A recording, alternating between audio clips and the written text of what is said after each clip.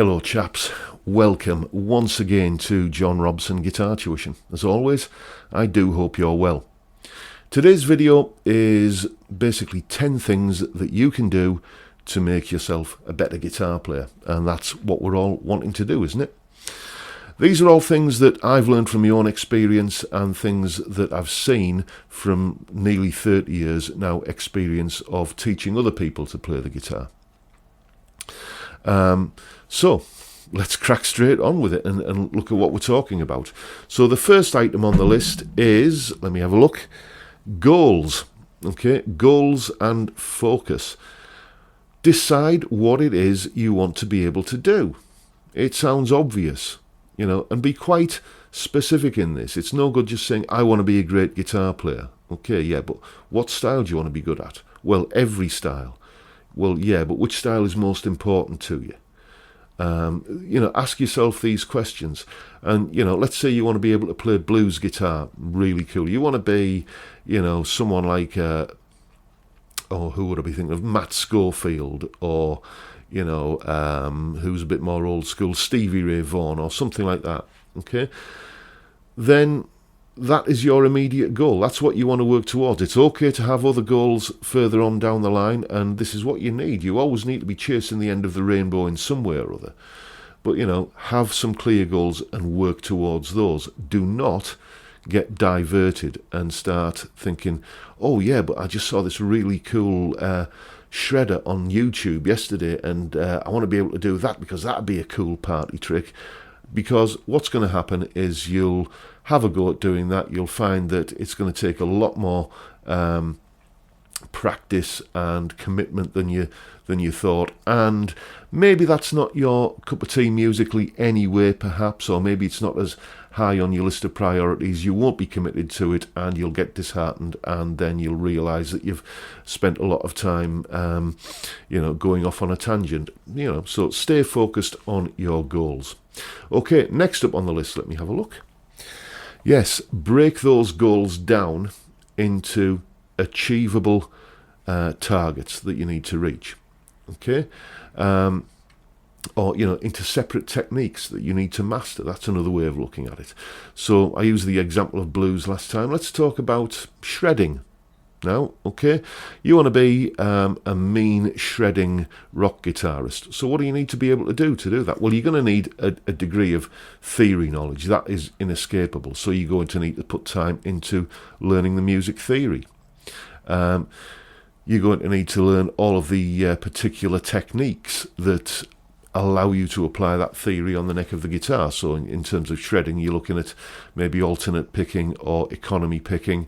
You're looking at sweep picking. You're looking at tapping. A whole bunch of techniques. Sit and learn those. Okay, sit and practice those techniques. There's plenty of guidance out there. Get yourself a good teacher. I'm just saying, I'm available. And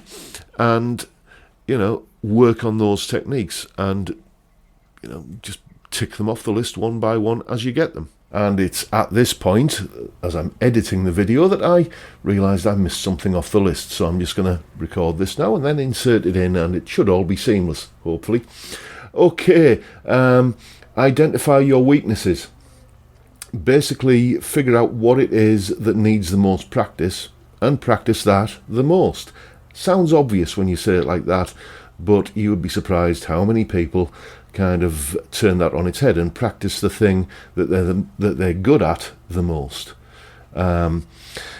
Just if you are, as I said, learning to do shreddy kind of rock guitar sort of stuff, and you realise pretty early on that the whole Van Halen tapping kind of thing is something that you're good at, but yet maybe the sweep picking side of things is not quite so comfortable and you're not quite as good at that as you would like to be, then that's the thing that needs most practice.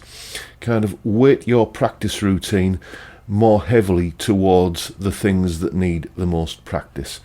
Again, it's obvious, but it does need saying. Okay, back to the main video. Which brings me to the next point.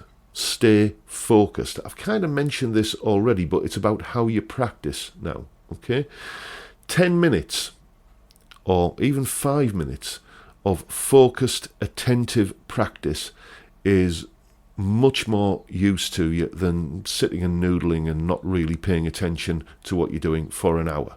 Okay? 5 or 10 minutes might not seem like a lot, but try practicing the same lick or technique over and over and over and over again. How long is your average guitar lick? What, maybe 5-10 seconds?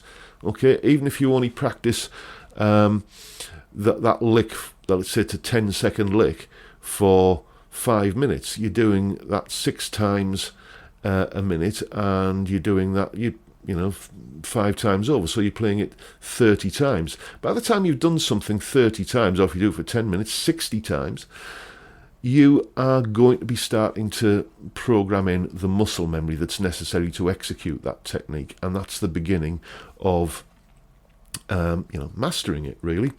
Okay, let's have a look. What's next? Yes, the metronome. Okay, you need to practice with a metronome. The number of times I've had people say to me, oh yeah, but when I put the metronome on, it makes it sound bad. No, it doesn't. The metronome doesn't make it sound bad. The metronome reveals that it sounds bad anyway. Okay? Your own innate sense of timing can be somewhat elastic when you're practicing a tricky technique. You could possibly slow down for the trickier bits and speed up for the easy bits. Or perversely, what I often see is that people will speed up for the tricky bits because I think it's some psychological thing where they just want to get past that tricky lick or that tricky technique in whatever thing they're trying to learn. So use a metronome. I can't stress it highly enough. It may seem a little bit weird playing to a click track to begin with, but get used to it and do it meticulously. Which brings me to the next topic on the list. Be analytical. Okay?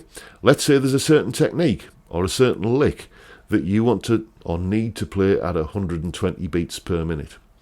And you can play it fine at 60, 70, 80, 90, even 100 beats per minute. But when you start getting a little bit above 100 beats per minute, it all tends to fall apart and your fingers tie themselves in a knot.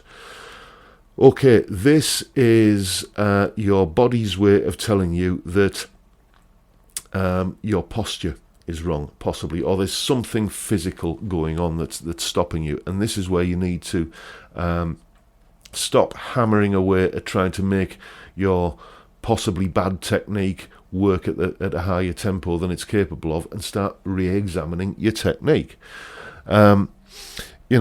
One thing that I mean, this is going down to real sort of basic levels, but when you look at say open position chords like C's and G's and A's and D's and stuff like that, take a look at the angle that your index finger goes onto the strings at. Okay?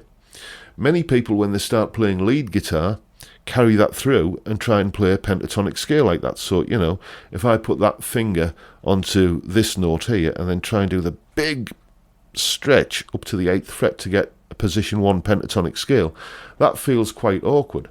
Okay? And it's solved simply by changing the angle of that finger.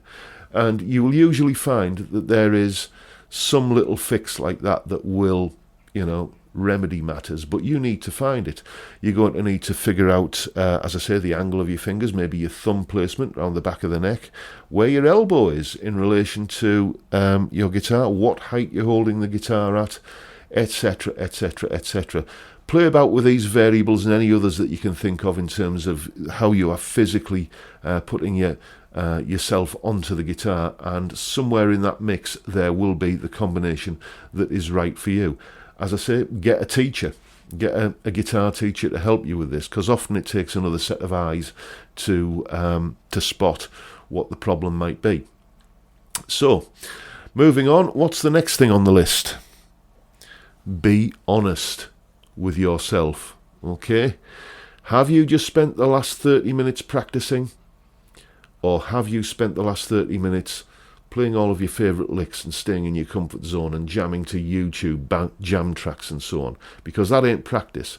It's a perfectly valid thing to do, playing the guitar, enjoying what you're doing.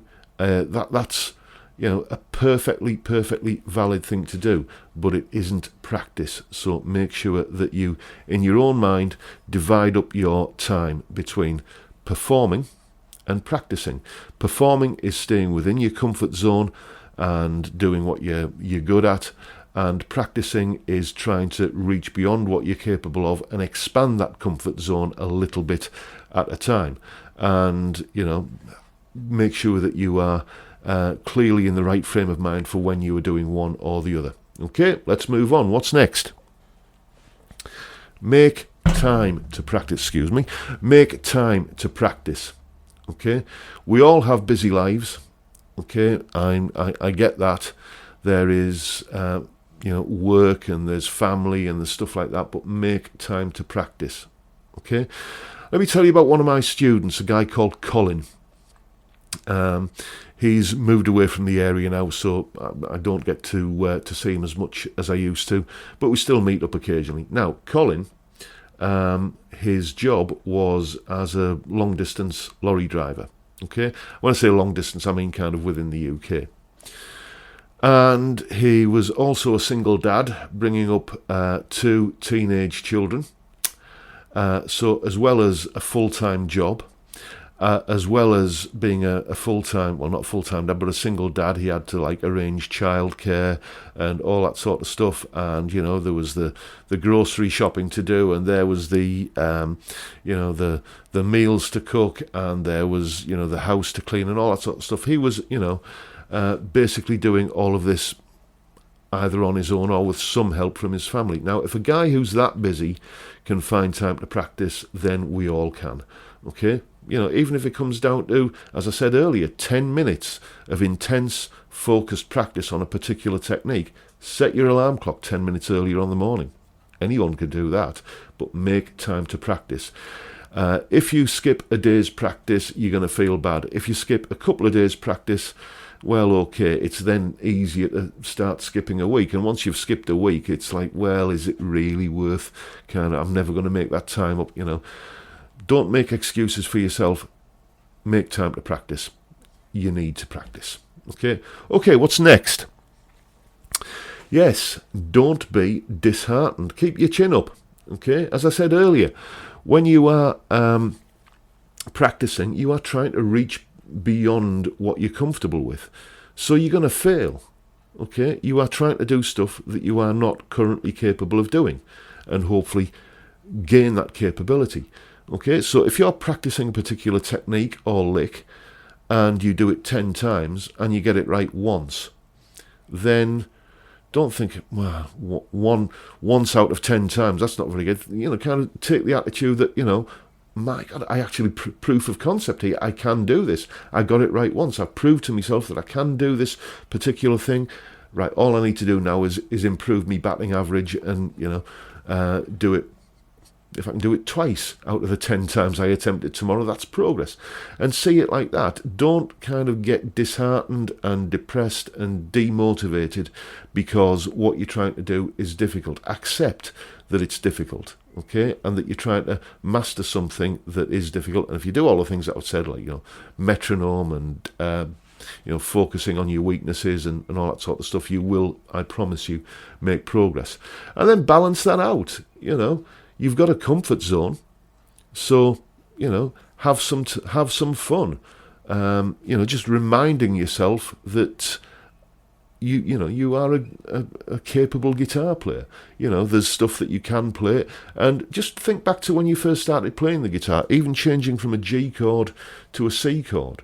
That was hard work, wasn't it? Okay, but now you can presumably do that. Okay, so that's a difficult thing that you found. Oh, remember the first time you played a bar chord? That was something that you found probably impossible, but you mastered it, and you will master this new technique now. You just need to keep at it, basically. Okay, and as I said, balance out the hard work of the practice with some fun stuff. Performance and practice. Make time for both. And finally, what have we got? Be realistic. Okay? Rome wasn't built in a day. You are not going to become the guitar player you want to be, overnight. It's going to take practice. It's going to take, work. It's going to take time, basically. But it is a very, very rewarding thing to do, I find. Just noticing those little progressions, the thing that you can do this month that you couldn't do last month, the thing that you can do now that you couldn't do this time last year. This is the sort of time scale that you need to be thinking in terms of, and it makes all that kind of hard work and practice feel worthwhile. And the other thing, of course, is when you're practicing with a metronome, I should have mentioned this earlier. When you're practicing with a metronome, don't spend 20 minutes practicing something up to a particular tempo and think, yeah, okay, great, I can do that now. And then on day 2, be surprised when you can't do it straight away, straight out of the traps. Well, of course you can't. Okay, it took you 20 minutes yesterday to get to that level of technique, to that level of proficiency. Why do you expect it to be, straight out of the traps on day 2? The way practice works is that what takes you 20 minutes on day 1 may only take you 16 or 17 minutes day 2, may only take you 15 or 14 or 15 minutes on day 3, and so on, until eventually it is something that you can do just straight away, like as I mentioned earlier, simple chord changes. They were hard work once upon a time, weren't they? But now you've got to the point where you can actually do them.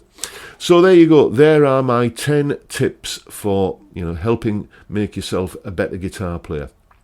I hope you found them useful, hope you found them informative, and I hope you found them, above all, inspiring. And I will just round off now by saying, as I usually do, that if you would like some tailored one-to-one guitar tuition, because a guitar teacher is often the other pair of eyes that you need to look at your playing and identify what it is you need to be working on. But if you would like some tailored one-to-one guitar tuition, then give me a shout via the details at the end of this video. If you live on Teesside in the northeast of England, you can come along for a face-to-face lesson, or wherever else you are in the world, you can have a lesson via Skype, and whichever way you do it, your first lesson is of course free, so you got nothing to lose. And also, don't forget, I have a course on sale at the moment, Making the Modes Easy. It explains everything that you need to know about playing lead guitar using modes. You get jam tracks, you get tabs, you get explanation, you get example solos played in close-up, and everything that you need to understand how to play modes in a plain English jargon-free way. That's the most important thing about this course, and it's available from my website. There's the URL. The link is in the description box below. Check it out, and why not treat yourself to some tuition. Anyway, I'll leave it there for today, folks. Thanks very much for watching. If you enjoyed the video, hit subscribe, hit like, notification bell, all the rest of the stuff, and I look forward to seeing you all again next time around. Bye for now, folks.